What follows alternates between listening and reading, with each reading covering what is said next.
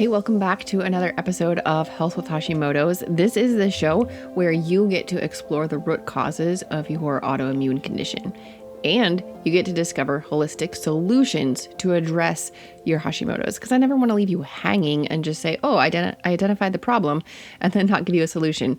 That's just not how I roll, because I always want you to have hope. I always want you to be able to do something, to know what your next step is. Today, we're going to talk about a root cause, and that is getting sick. Your immune system is already stressed when you have an autoimmune condition. When you have an autoimmune condition, it means that your immune system is not working right. So when you add a layer onto that by getting sick, then it's going to stress your immune system out even more. And some people have flares when they get sick, a flare of whatever autoimmune condition you're experiencing. Some people develop autoimmune conditions when they get sick. The same thing can happen when you get vaccinated, because of course most vaccines are messing with your immune system, priming it to get sick or to protect yourself when you get sick. We're not going to talk about vaccines today. We're just going to talk about getting sick and staying well. Of course, I'm going to give you simple and sustainable things that you can do to stay healthy so that you hopefully make it through the whole winter without getting sick. Now, is it going to be 100% sustainable for everybody? No, you might get sick. It's pretty common in the winter, but I'm going to give you some really practical solutions. But before I do, I have some news that I am so excited about. I have been working towards this for years. I first started looking into accepting HSA and FSA money back, 7 or 8 years ago. I read through so many documents in the IRS. I read through different commentaries about those documents. And I realized that as a nurse educator, as a nurse coach, I can work with people, and some of that will be accepted as HSA, FSA. Now, for those of you who don't know what HSA and FSA is, it stands for a health savings account or a flexible savings account. FSA, yeah. And they are tax-free accounts that employers, set up for their employees, and the government doesn't tax it. But that means the government controls it, and the government in the United States has decided that they only want to work with the sick care model. If you want to use your HSA or FSA money for prevention or for general wellness, you will be denied. Your HSA and FSA, it says explicitly on the IRS site, you cannot use it for supplements, you cannot use it for vitamins, you cannot use it for general wellness. And I know some people do, but it says like black and white, you cannot use it for those reasons. What they say is you can only use HSA and FSA money for medical diagnoses and treatment of those medical diagnoses.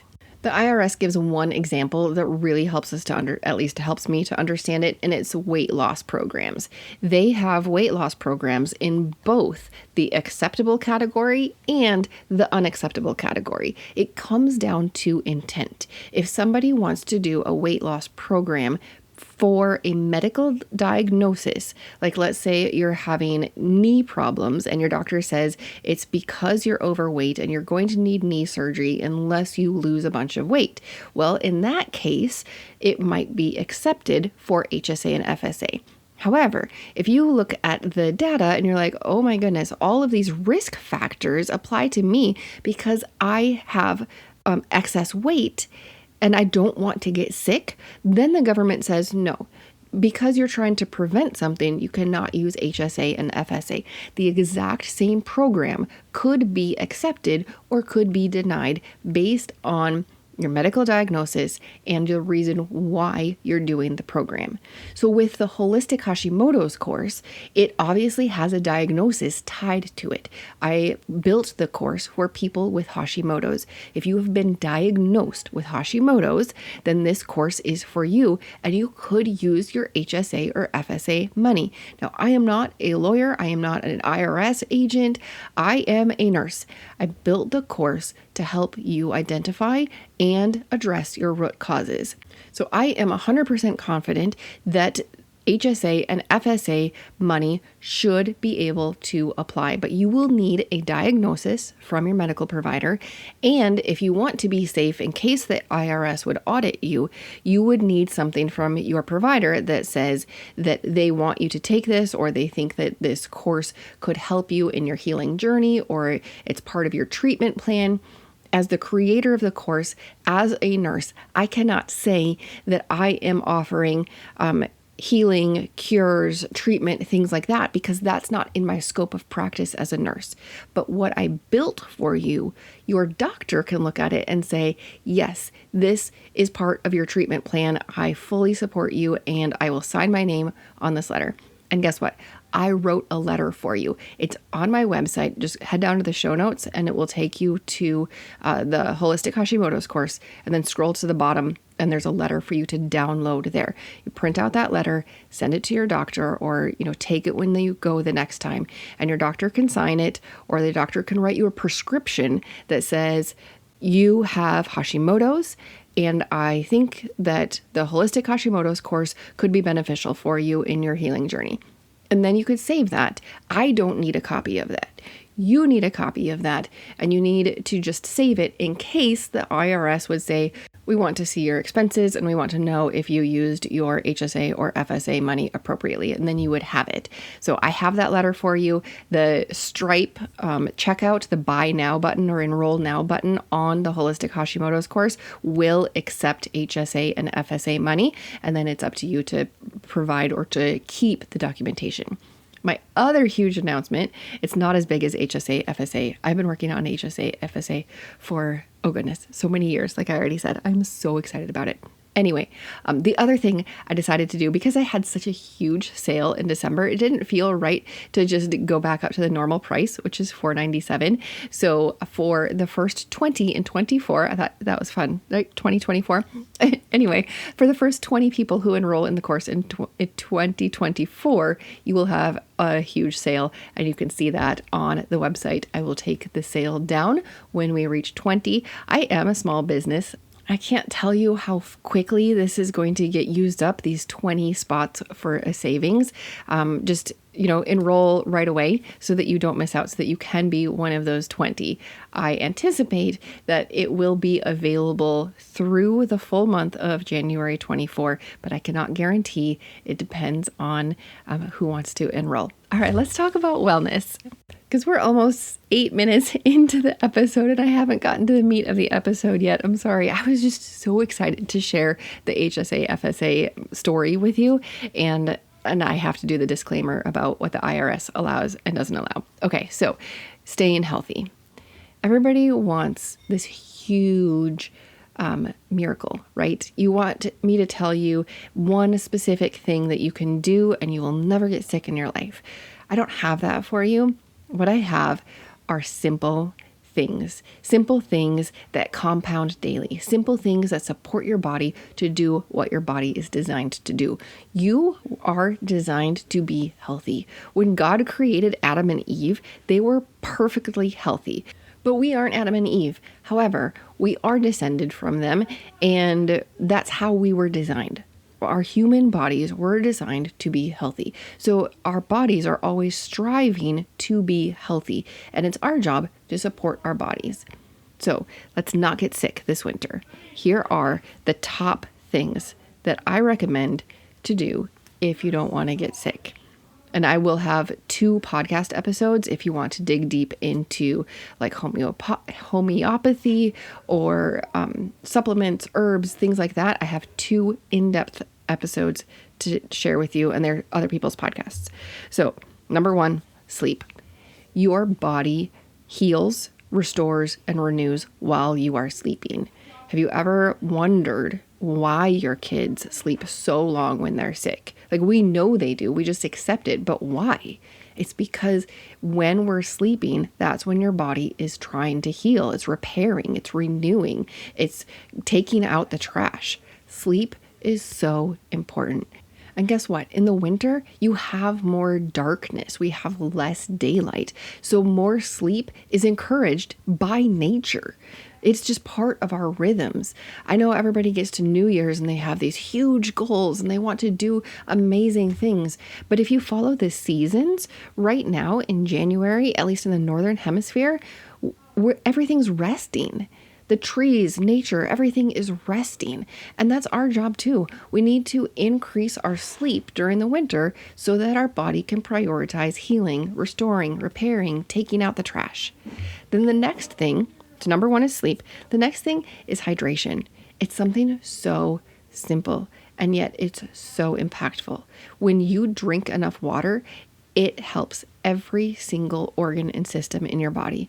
It helps your brain. It helps mental health. It helps how quickly you think, like brain fog. It helps headaches. So all of that is brain. And then you work your way down. Every single thing is impacted by hydration.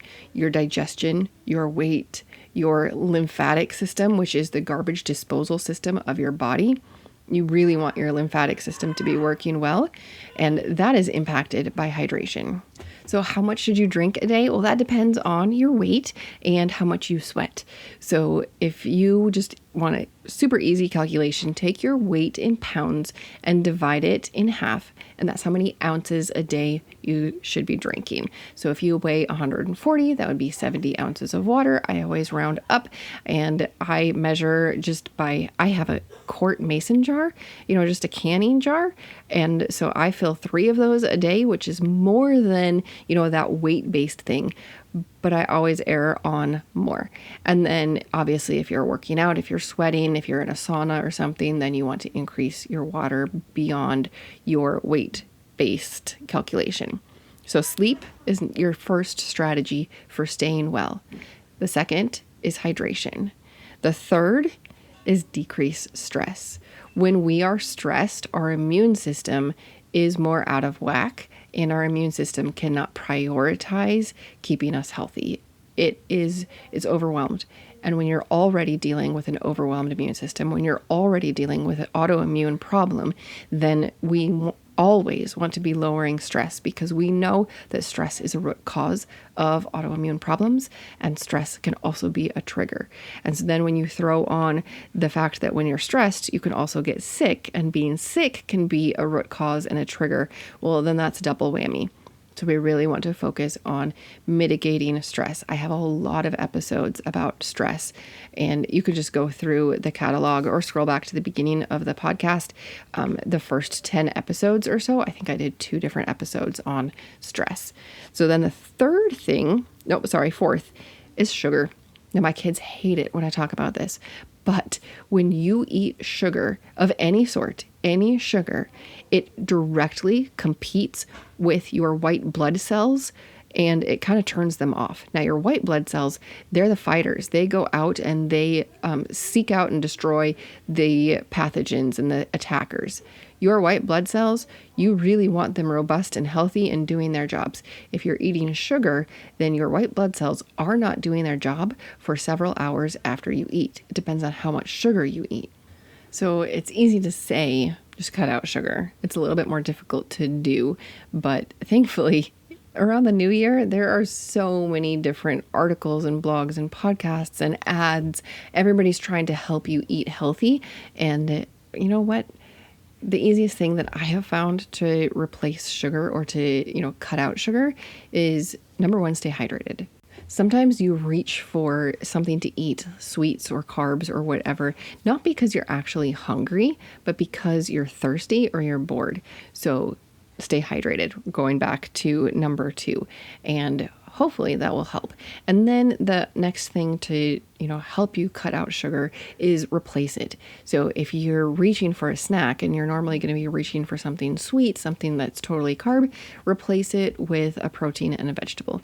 That is my go-to when I'm telling my kids what to have for a snack. When I'm looking for a snack, I look for a protein and a vegetable. All right, I got one more for you. So number 1 was sleep. Number 2 was hydrate. Number 3 was stress. Number 4 is sugar. And then number 5 goes along with those, well, obviously, because they are all the simple foundations of staying well. And this one is daily movement. Now, I mentioned your lymphatic system when we were talking about hydration. like I said, your lymphatic system is the garbage disposal system of your body. You have little lymph vessels all along your arteries and your veins, and they go throughout your whole body. Their job is to take the garbage, the viruses, the bacteria, the broken cells, the things that you don't need anymore, and get rid of it. So obviously you want it moving well, so you want to stay hydrated.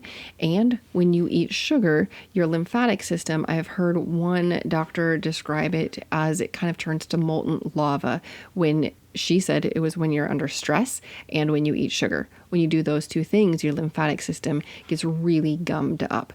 So we're already talking about staying hydrated, decreasing our sugar, and decreasing our stress. But why movement? It's because your lymphatic system doesn't have a pump of its own. Now, technically, your diaphragm, if you're breathing with your belly, the diaphragm does move your lymphatic system or your lymphatic fluid around just with the work of breathing, but most of it comes through muscle contraction. So think of your legs. Every time you walk and you move your muscles, they're going to squeeze on the little tubes that hold your lymph, and as they squeeze, they push your lymph up towards your heart, which is where it's going to need to go. And then it doesn't actually go to your heart, it goes, I'm not going to go through that. You can listen to episode 34 if you want to learn all about where it goes and what it does, because I talked all about lymph in episode 34. So anyway, you're moving your legs, and every muscle contraction, you're pushing the lymphatic fluid where it needs to go. Same thing with your arms. And like I said, when you breathe. So it is important to keep moving. Of course, you're going to keep breathing, but you want to make sure that you're moving your whole body every single day, because you're going to mobilize your lymphatic system. But it's not just that movement impacts. When you move every day, when you have a goal of movement, I'm not saying like a HIIT workout or something, gentle movement, when you stay active during the day, you are healthier. You have a less risk of getting sick with viruses, bacterias, colds, the winter illnesses. You are statistically going to be healthier when you are more active. So that is tip number 5. So a quick recap, and then I'll give you those podcast episodes from other podcasts. It was sleep, hydration, stress, sugar, and then movement. Okay, so if you want to get into the nitty gritty of, what homeopathy things can you use, what herbs, what supplements. So 2 of the podcasts that I listened to really dive deep into this. And the first one is a recent episode. It is on the Ancient Health podcast. That is Dr. Axe's podcast. And this episode was not with Dr. Axe. It was with somebody else. It's called Be Prepared for Cold and Flu Season. It's from December 29th of 2023. And in that episode, she goes into a lot of different things, including like acupressure points that you can do on yourself, things that you can have somebody else do to you, and then a lot of homeopathy and herbs and tinctures and things. The other episode that I really like, it's from the Red Pill Your Health podcast, and that one is hosted by a chiropractor and a nurse practitioner. And in every single episode, they go through like, what is the problem? What contributes to the problem? And what herbs, homeopathy, vitamins, supplements, things like that can help somebody who's dealing with this problem. I have found that podcast to be super specific to what they're talking about, and always has tangible things that you can do at the end. The name of the podcast, Red Pill Your Health, makes it sound like it's a political podcast. It is not political at all. They just talk about things that during COVID you couldn't talk about. So I think that's where they got their name. I'm not positive. Anyway, the episode that you want on that one, it is a year ago. It is December 3rd of 2022, and it's called Viruses Gonna Virus. And that one has obviously information about viruses and staying healthy during the winter. So those 2 episodes, I will link to the Apple episodes down below. If you listen in another podcast player, you have the dates to look for and the titles. And I found those episodes really helpful for the times when you get sick. But today my information was talking about how to not get sick. And I think they do cover that on those 2 different episodes. But do the basics. We always go back to the basics. Sleep enough, stay hydrated, lower your stress, decrease your sugar, decrease your processed foods, of course, and then incorporate daily movement into your days. I am so thankful that you are here with me on another episode of Health with Hashimoto's. You are the reason I do this. I love to hear your stories. If you have a story about anything that you've changed or you've learned because of this podcast, I would love to hear it. If you want to leave a rating and review, that's awesome. Ratings and reviews really drive the podcast algorithm, but you can just shoot me a message on social media too. You can find me on Instagram. I am at EstherY.RN on Instagram. My Facebook page, I believe, is Health with Hashimoto's. It is a little harder for me to see when messages come through my Facebook page, but I will see them eventually. Thank you again for being here. And don't forget, if you want to use your HSA or FSA money for the Holistic Hashimoto's course, you can now. And the first 20 people in 24 will get a really good sale. This podcast is for informational and educational purposes only. Please be sure to discuss any concerns and plans with your trusted healthcare professional.